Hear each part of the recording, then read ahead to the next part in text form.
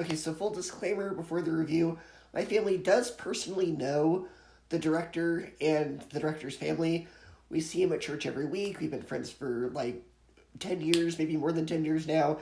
And I have been following the filmmaking process of this movie since it was first announced. Now let me give you a little bit of backstory into this movie. The short version of it is the director made a short film with the same title, The Shift, that was released by Angel Studios, who put out Sound of Freedom earlier this year.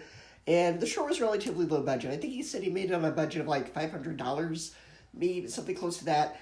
But the short was so received that it got optioned as a feature film, which is this film. So it went from 2017 to now. So he's been working on this movie for years now. And you can tell the labor of love that was put into this movie.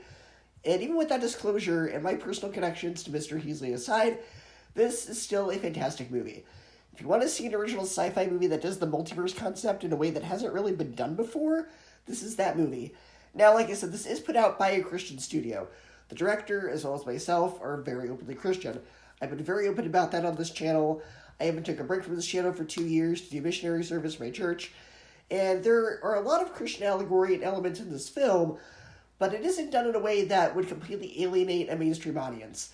It's more like Chronicles of Narnia, where yes, if you're Christian, you're going to get more out of that, but you can still enjoy the story and characters of Narnia no matter what you believe. This is like that. It's essentially a modern-day sci-fi retelling of the story of Job. And even if you don't read the Bible, there's still a lot of power in this movie, because ultimately a big part of life is pain and suffering. We've all felt alone at some point. We've all felt hopeless at some point. It's like that scene in It's a Wonderful Life where Jimmy Stewart's character is at his lowest point, and he just decides, I'm done. I'm going to throw myself off this bridge before his guardian angel stops him to show him why his life has value and meaning. This is a film that shows no matter how low things get for you, there's eventually a light of hope. Yes, the film at times does have a dark, intense dystopian tone, but that's to build up to the message of hope. The feeling it does feel very Orwellian, with Neal McDonough playing the villain, the benefactor, who is an allegory for the devil, and a sort of a Big Brother 1984 vibe. Now, if you've seen my MCU rankings, you know that I absolutely hate Doctor Strange Multiverse of Madness. Because again, as a devout Christian, I found that movie super dark, graphically violent, and occult. This has a lot of similar ideas about the main character looking into the concept of the multiverse, trying to get his family back, but the way this film does it feels a lot less dark.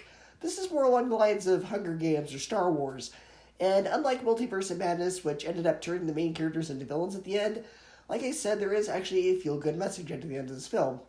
It's like how, when Narnia came out, we also got the Golden Compass shortly after. Narnia was Christian, Golden Compass was atheist. The Shift is Christian, Multiverse of Madness is satanic. And I appreciated how this movie shows the devil for who he truly is. There are a lot of shows like Good Omens, Miracle Workers, and Lucifer that I don't watch because they mock God and or portray the devil as this cool good guy who's actually the hero. This shows the devil for who he truly is. Someone who delights in causing pain and suffering. And the dialogue they give him about how God allowing bad things to happen to you must mean that he doesn't love you, that's exposed as the lie that it is. This feels very reminiscent of the C.S. Lewis book, The Screwtape Letters, where the tricks and lies the devil uses are exposed. And like I said, even if you're not Christian, if you just want to see this as a different kind of dystopian sci-fi movie, or even that aside, if you're at a low point in your life and you want a film with a message of hope, especially now that we're in the holiday season where a lot of you may feel alone for one reason or another, I highly recommend this movie. You never know, it might change your whole outlook on life for the better. Now, before you go, there is a way to contribute to the filmmakers directly, as opposed to giving the theaters a chunk of the change. If you want to support the studio and filmmakers directly, I'll be leaving a link in the description where you can buy tickets from the studio themselves.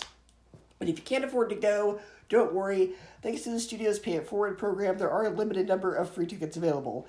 And if you've seen this movie already, and you want to give someone else a chance to see it who may not otherwise be able to, you can contribute to that cause as well. And another way you can support the movie is by buying the empty tomb necklace that the main character's wife wears in the movie. It's not just a prop made for the movie, it's a real necklace you can get. And it's also put out by the studio. It makes a perfect Christmas gift for a loved one, or even yourself if you want a reminder of Christ's resurrection. If you're a Christian and you want sort of that word symbol of that, there you go. I'll leave the links to those.